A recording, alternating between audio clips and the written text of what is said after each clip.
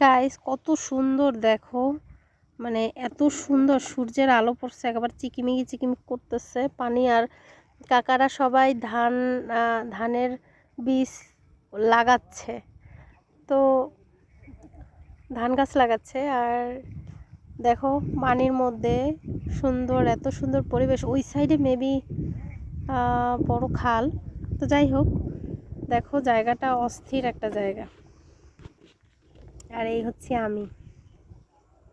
আসলে নিজেকে ভিডিওর মধ্যে না দেখালে মনে হয় ভিডিওটা অপরিপূর্ণ এখন বর্তমানে এই অবস্থা।